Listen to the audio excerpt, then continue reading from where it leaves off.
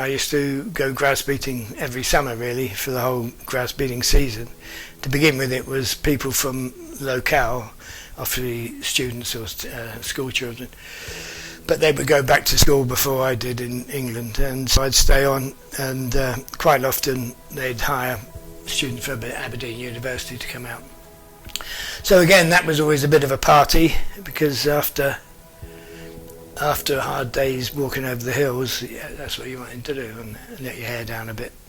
And so we went to various ceilidhs around the area, and in fact one of the ceilidhs was at the Grouse Inn, and there was a busload. They used to bus people in from different villages, and so it was packed. And on a Saturday night, I guess, they did mince and tatties so that you could keep the licence for another half an hour. And then I made the side from my sister's girlfriends in with me, and were talking, and I saw this guy leaning over and virtually falling into his mince and tatties, and I went like that, and he saw me and launched across the tables, and that started a hell of a fight. And that only stopped when Ian McBain took one of the blinds down, or boards down, off the counter and smacked somebody over the head with it. And everybody stopped, because everybody heard it, what? And that was the end of that fight, fortunately, I think. But it meant that all the people who knew me from the Cabrach were on my side, and all the people who busted him on the other side, so it was any excuse for a fight, really. So they were the more wild days, I suppose. And then, of course, it all got more civilised when Ian really started taking coach trips of tourists, and tea and scones and high teas he did. And then unfortunately he passed away quite a few years back now. As I got older, I used to go up to the Grouse Inn for a drink with the guys up there, and I'd have been about 16 or 17 at the time. But Ian McBain didn't care how old you were, really, as long as you had enough money to pay for your drink. And I used to drink up there with Sandy McBain and some of his friends, guys who farm locally, I suppose.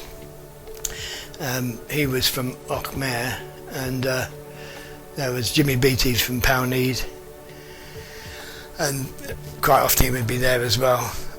We'd sit around we'd buy a pint of heavy, which was a pint of McEwan's Export, and you'd drink that all night long, just the one pint, but with whiskey chasers. So everybody had buy their round of half a dozen whiskies, and this went on until you were chucked out, really. And then you had to walk home. Well, it was pitch black. There was absolutely no light anywhere, so I tended to walk from one side of the road till I hit the curb, and then back and forwards, and eventually made it back to Bridge End. As I say, it was quite hairy walking up to the Grouse Inn in the pitch black. One time there was a bull in the field just before I got to the Grouse Inn, and I could hear it running down towards me, and I was thinking, I hope the fence holds. And it did. Of course, this bull stopped right on the fence. Couldn't see it, I could hear it snorting away, and that was a hair-raising moment. There was like behind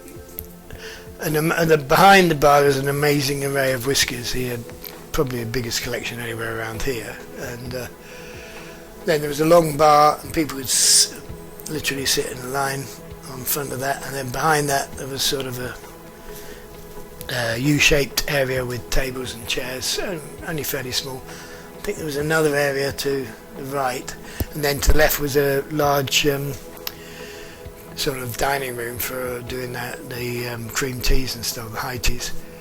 And then there's a kitchen, toilets. Yeah, it's quite a large place inside.